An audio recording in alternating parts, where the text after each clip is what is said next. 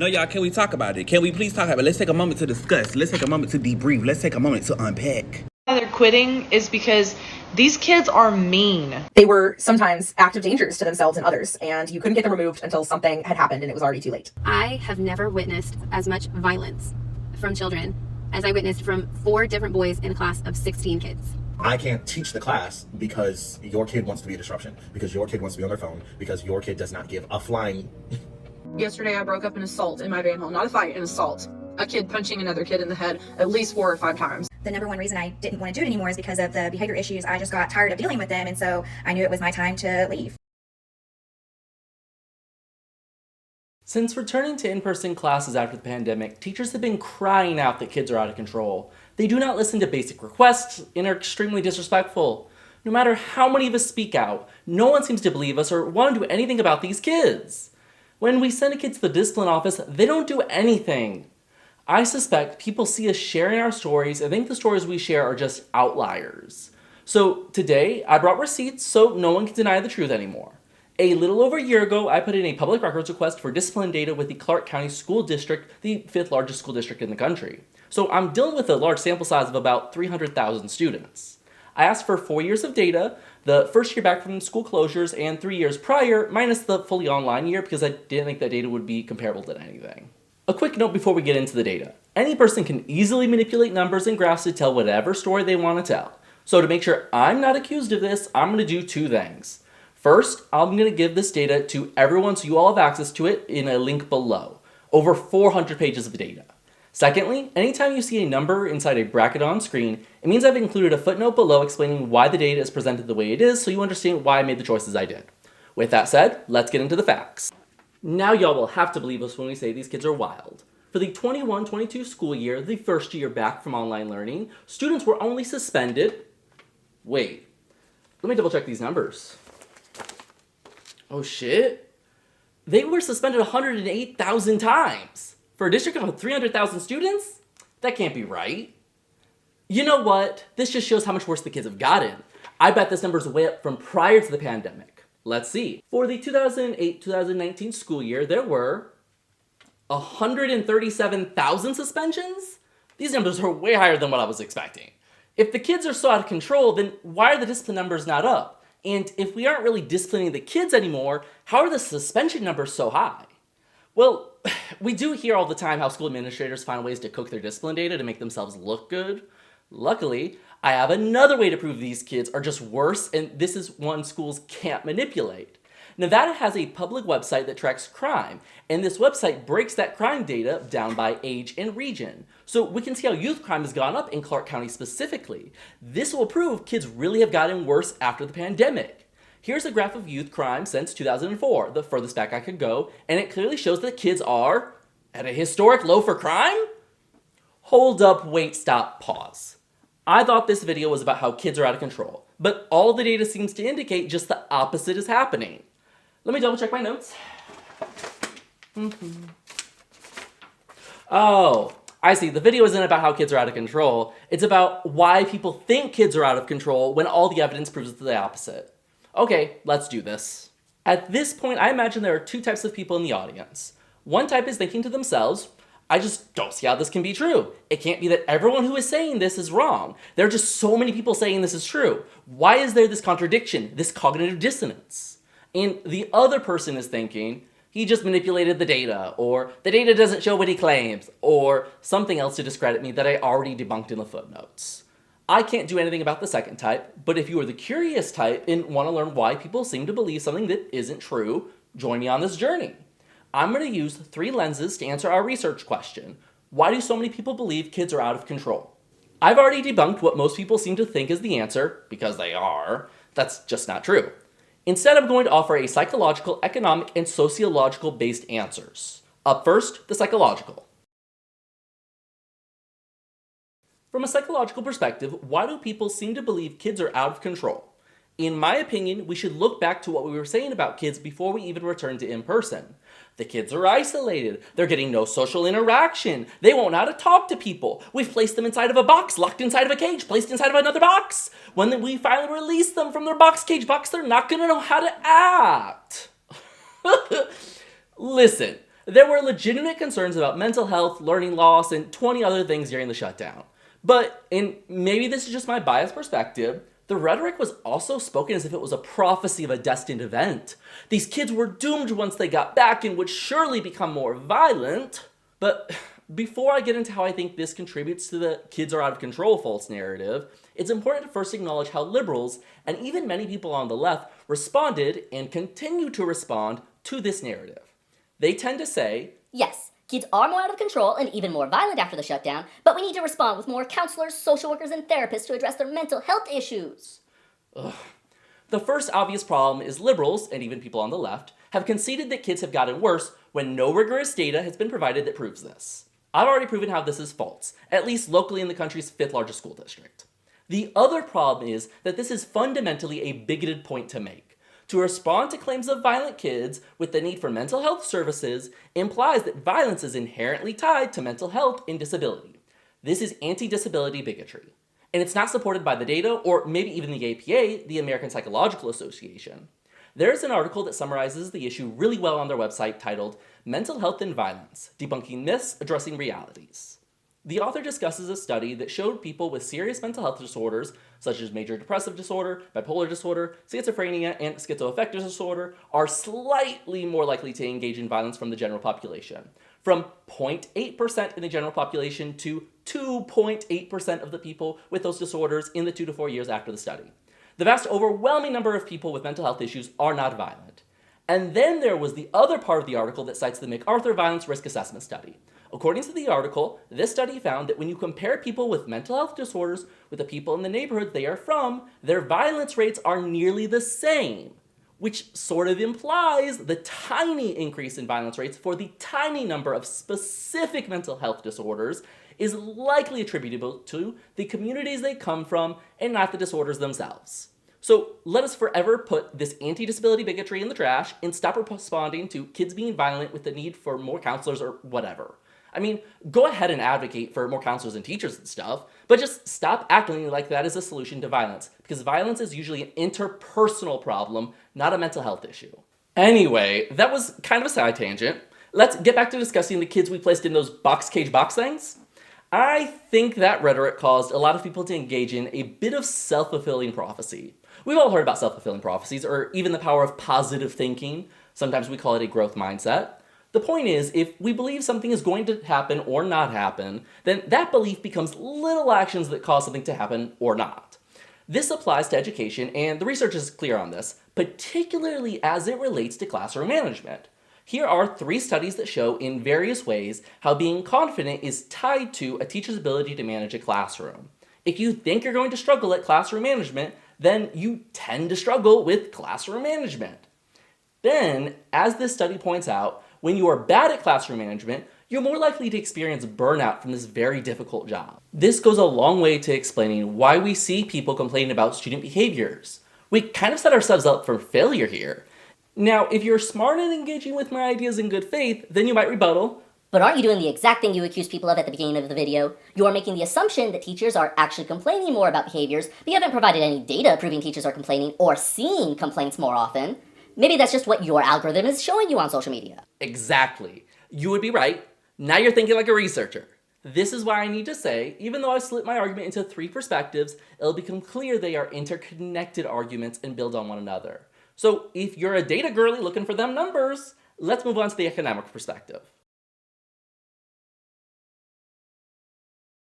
Now, you are probably wondering how I could possibly say money is somehow involved in this misinformation. Who could possibly be profiting off of saying kids are out of control? Oh baby, welcome to the best part of the video. You see, I did some original data compiling and analysis. I did some journalism on journalism, if we even want to call what I looked at journalism. You'll understand what I mean by the time we're done. I'm pretty sure this is where I'm supposed to read a quote from the classic text about news media and manipulation of the public, manufactured consent, the political economy of the mass media. I got a copy, and look how thick this is. I'm a teacher. I've got lessons to plan and papers to grade. I ain't got time to read through this shit. Oh, wait. I don't want it to crumple. Okay. There, it's fixed. So, since I still have ethics, for now, I won't quote a book I haven't read. Instead, I'm just going to remind us to all remember the phrase we learned in 9th grade English class. If it bleeds, it leads. Meaning, news media often overrepresents more violent events in our society because they are more exciting and get people to buy papers. Or in today's day and age, more clicks, which gets them more advertisement dollars. So are news companies suddenly increasing their coverage of violence in schools to sell more? The data sure looks that way. I did an analysis of one of the largest and most popular news companies in the state of Nevada, the Las Vegas Review-Journal. I went to their education section and searched the word violence and looked at the articles for the 2.5 years since schools opened again and the 2.5 years prior to schools closing. I found a total of 99 articles after schools opened again and 79 prior to the closings. Of the 99 articles, 71 discuss violence in some way in schools, while only 24 of the pre-pandemic articles did. This is a news coverage increase of about 300%. Let me remind you, all of the best crime and student discipline data we have indicates violence did not increase. No wonder people think kids are out of control. We are all being told they are by these companies. But wait, that's just the numbers. Let's do a deeper dive into the content of these articles. Here is an article that was cited in several other articles as proof of increased violence. Look at the title, it even claims there's an increase in violence. But if you actually read the article or watch the CCSD press conference in the article, there is no place where data is provided that shows that there has been an increase in violence. This is the article they cite, and there are other articles to prove violence increased, and it doesn't even prove violence increased. Let's compare this to a line in this article 9 months later about the superintendent's State of the Schools address. Addressing school safety, Jara said calls for service and violence on campus have decreased. He didn't provide specific numbers. Oh, when the superintendent said violence got worse but didn't provide data, there was no questioning that fact. But now that there is a claim that violence is down, there's a need for data all of a sudden? Oh, fuck off. Ugh. But it gets even better though. Let's look at what is hands down my favorite article. Experts weigh in on recent school violence, teacher attack. I love experts. If I'm gonna learn something, I want it to be from an expert. So here we go.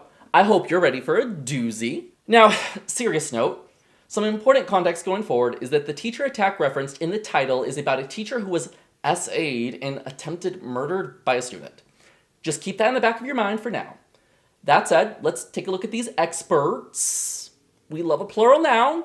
Multiple experts? Sounds delicious. Let's see how many experts did they consult. 2? I guess they did technically consult more than one expert. It seems their names are Kevin Kramer and Dr. Samuel Song. Kramer is the first one mentioned, so let's take a look at him. He is apparently the senior director of the nonprofit, oh god, Project Real. And yes, that's exactly how I'm going to say it for the rest of the video. So what does Project Real do? According to the article, Project Real takes Nevada students on courthouse field trips to see live criminal proceedings and speak with federal judges to help them understand legal consequences. The article also says, Kramer with Project Real also said the district has never been required to teach students about laws and the consequences of breaking them. Project Real is providing a free conversation guide for adults across Nevada to have a 30-minute conversation with young people in their lives about the legal consequences of their actions. Okay, before we finish analyzing Kramer as an expert, we need to talk about the elephant in the room. Remember that the article's author framed this conversation around the attack of teachers, specifically a teacher who was SA'd and attempted murder by a student. One of the experts is saying a reason our kids are misbehaving is because kids don't know the legal consequences? Doesn't this heavily imply that the reason a teacher was brutally beaten, to the extent that the kid was charged with attempted murder, is because the kids don't know murder's illegal? And you will get jailed? Kids are doing murder because they don't know murder's illegal. To be clear, neither Kramer or the author explicitly say attempted murder is happening because kids don't know it's a crime. But that's entirely what's implied, and I don't know what to do with that fact. So I'm just gonna move on?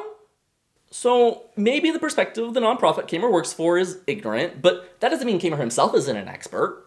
Let's take a look at his LinkedIn profile to see his education and work experience. I'm sure he has a degree in education, mental health, criminal justice, or something people think is relevant to the topic. Let's see. Oh, he has a bachelor's degree in philosophy and a master's degree in public administration? Okay, he doesn't have any education that looks relevant to the topic to me, but maybe he has work experience. Oh, well, it looks like he just has worked for a bunch of nonprofits as various versions of project managers. in nonprofits that have nothing to do with education, mental health, or crime? I'm starting to think maybe this guy isn't an expert. Alright, I have no idea why the author of this article considers this guy an expert, because he has no work experience or education related to the topic of violence. Let's check out their other expert, Dr. Song. At the time of the article's publishing, Dr. Song is stated to be a professor of school psychology at UNLV's College of Education. Okay, this is promising. According to the article, Dr. Song says, most schools are unable to provide the comprehensive types of support and interventions that are needed in communities, and teacher shortages, large class sizes, and a lack of funding and mental health resources all contribute to problems in schools. These are more reasonable statements, but let's look into them a little more. Let's check out his scholarly history. And yeah, these check out. These sound like something related to the topic. This sounds like an actual expert. Finally, some good news. Let's see how many words are used in the article to discuss Dr. Song's ideas versus Kamer's. Kamer's ideas are discussed for 291 words, and Dr. Song's, the actual expert, gets 140, less than half. You gave twice the amount of time to the non-expert as you did the actual expert. Oh my god, can you see why I said this was my favorite article? This shit has everything. It implies kids do murder because they don't know murder's illegal, has a non-expert as an expert, and then gives the non-expert twice the word count as the actual expert. Alright, let's discuss one more article I found. This time, it's an article from my analysis of coverage before the shutdown. Published in 2017, this article claims several times that violence in schools is up, and it even includes a weirdly cut off graph showing violence is up. But the graph doesn't clearly say how much it's up. It looks like each of those horizontal dash marks indicate 5. So this article, like the articles we've been seeing for the past few years, is once again claiming violence is up. At least this article has some data to support the claim, even if it is presented in a really sketchy way that leaves me with several questions about the validity of this data. Let's compare this article to the 2016 Indicators of School Crime and Safety from the National Center for Education Statistics. This is basically the US Department of Education. This graph shows violence in schools across the country is actually at a historic low, at least during that same time period. Once again, we are seeing fear-mongering about the increasing violence in our schools from 2017. Maybe violence was increasing in Vegas for those years, but I spent hours trying to find where that image came from because the graph is clearly cut off and from someplace else, and I couldn't find it. So I'm very skeptical of that data. But let's assume the graph is not a lie. The good news is, it looks like violent crime is now down in Clark County among youth. Remember that crime graph from earlier? Let's end this section of the video with a quote I found on the website for Project Real from their founder about how the nonprofit got started. In the fall of 2004, a few key figures in the courts and I got together to figure out how we could help Nevada. We had been noticing greater numbers of students making it into the news for criminal activities, and many of those news stories suggested students did not realize they were breaking the law at the time of their incidences. Oh my god, it never ends! In 2023, youth violence was increasing. In 2017, youth violence was increasing. And in goddamn 2004, youth violence was increasing. This is the eternal message from these news companies. All of this despite being at a 30-year low for youth crime. I keep using that word company intentionally. It's important to remember that these news companies are companies. They are profit-seeking institutions. People often talk about the right-wing or liberal bias in the media, but they are ultimately biased towards profit under our capitalist system. News is a commodity instead of a public good, and we pay in more ways than one for that commodity.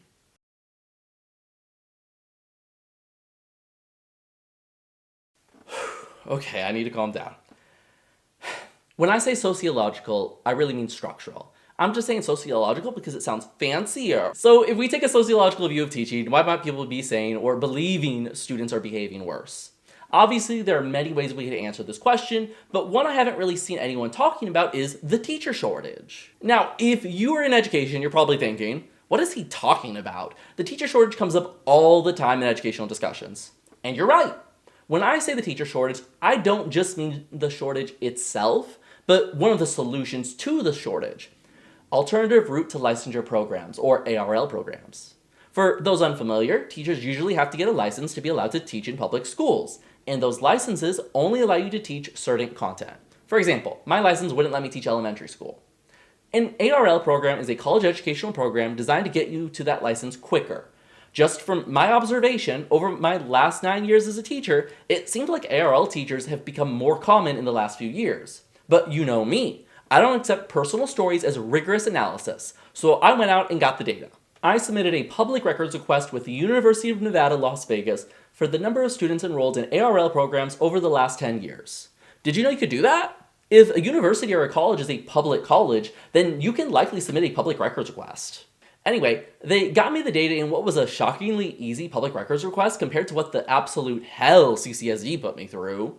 But that's a story for another day. Here's a graph of that data, and yeah, the years leading up to COVID, we were seeing an enormous jump in the number of teachers going through this route, basically doubling. Why does this matter? To answer that, let's look at the research. Here's a study that shows a major difference between how traditionally trained teachers and ARL teachers use classroom management is that ARL teachers are less likely to use proactive strategies. And if you know anything about classroom management, you know 80% of the job is being proactive. While I personally have my reservations about the concept of classroom management, let me give you an example from my classroom. I keep 2 pencil sharpeners in my room, one on each side, and it is life-saving. You see, Billy raises his hand to ask to sharpen his pencil, but we know Billy's a little piece of shit and will poke Susie on his way to the sharpener. I can't not allow Billy to sharpen his pencil though, because his handwriting's atrocious. I won't be able to read it. So we let him walk over to the sharpener, and as predicted, he pokes Susie. Of course, Susie has to derail the whole class by unnecessarily shouting out, "Billy stabbed me!" Susie, I saw the whole thing. He didn't stab you, he just poked you. I'll deal with him in a bit. I'm bleeding to death. Dear Lord, Susie, what do you want me to do? Just go ahead and murder Billy, okay? Then at least he'll be dead and you'll be in jail and I won't have to grade either of your papers. But because I have a sharpener on both sides of the room, Billy never crosses paths with Susie and murder is averted. This is the sort of thinking ahead you do as a skilled classroom manager that prevents stressful issues. Classroom management is almost entirely about preventing conflict or need meeting and very little to do with addressing conflict. But as that study points out, ARL trained teachers are less likely to engage in these preventative strategies. Add to this the fact that we are doubled the number of teachers who are going into these ARL programs leading up to COVID. Then on top of all of that, we have to remember that ARL teachers and traditionally trained teachers were doing their internships and trainings in digital classrooms for a year, meaning they didn't even get to see a veteran teacher use appropriate classroom management strategies. No wonder so many teachers are complaining about the kids being out of control. So many of our new teachers are less qualified and undertrained. They don't know what they're doing. But instead of realizing their sociological, perhaps socio-political context, and coming to the conclusion that they were sent to do a job they did not receive appropriate training for, they just blame the kids. Then let's connect this to the 2 earlier perspectives. Teachers are hearing how much worse the kids are on the news, and that impacts their belief to manage their classroom. This creates a bit of a feedback loop. When you take all of this into consideration, it's no wonder teachers are claiming that kids have gotten worse, and even though the kids have not gotten worse.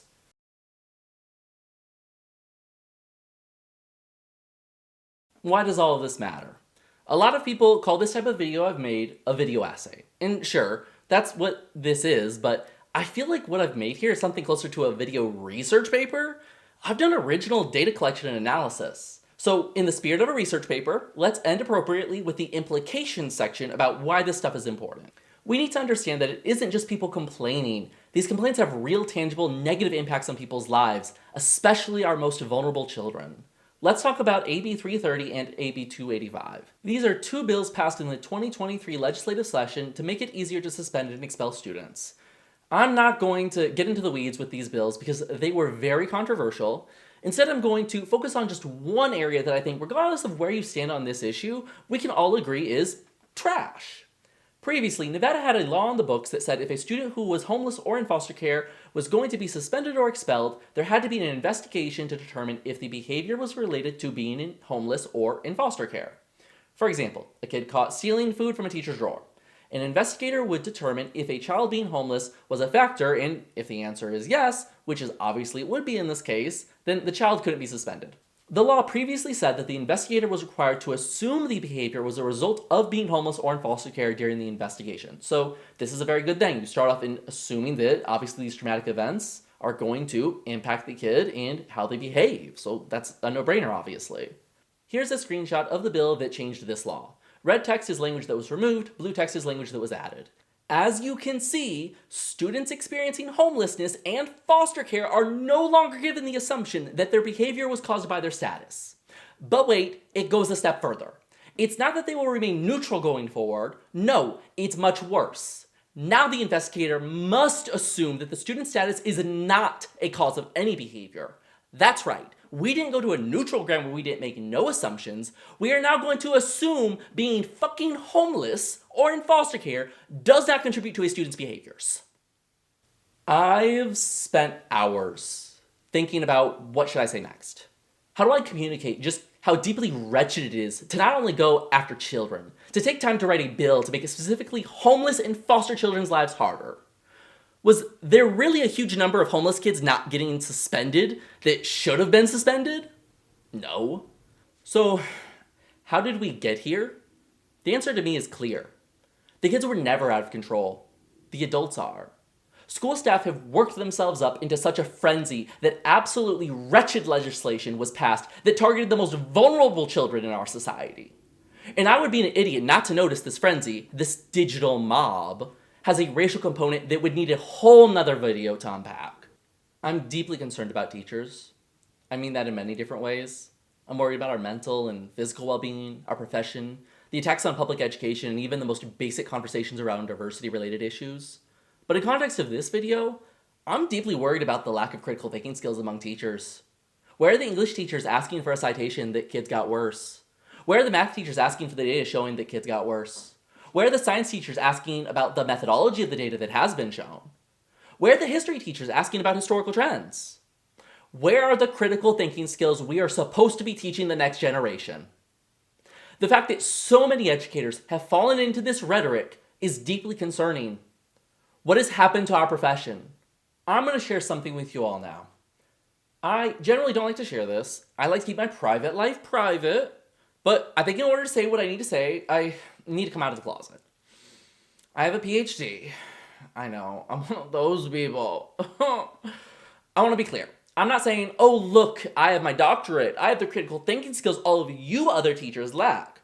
Absolutely not. My whole dissertation was largely inspired by the notion, fuck academia. I'm sharing because while getting my doctorate, I learned that a doctorate in education just isn't as respected as a doctorate in other fields. Like, it's a well-known secret that if a person needs a terminal degree and the field doesn't matter, they should get one in education. It's the easier degree to get. Which really sucks for me to hear because I worked hard for my degree. But that's the reality we live in. And I think this really speaks to the lower expectation of us in the field, in the academic, intellectual fields of education. We really have to step up our game and be critical thinkers. We can't allow ourselves to be pulled into wild narratives about kids being out of control. Thank you for making it to the end of the video. I know this is a little long, especially since I'm thinking my audience is going to be mostly teachers. So if you made it through this time, hopefully it was worth your time, because like I said earlier, we got lessons to plan and papers to grade, right? So I appreciate you listening to me, especially if you're one of the people who kind of started on the other side of this issue, thinking that, you know, the kids are out of control. If you listened to this whole perspective that was different from yours, I really appreciate you taking the time to hear my perspective. If your mind was changed, leave me a comment telling me that. If you have some thoughts about this topic, let me know down below.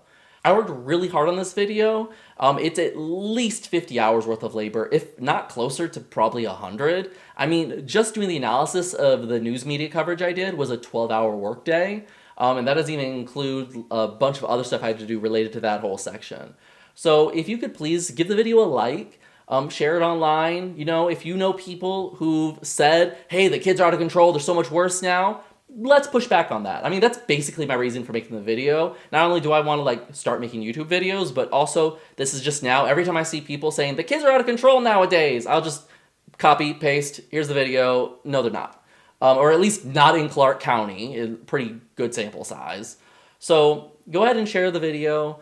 All right, that's all I got. Thank you. Happy grading.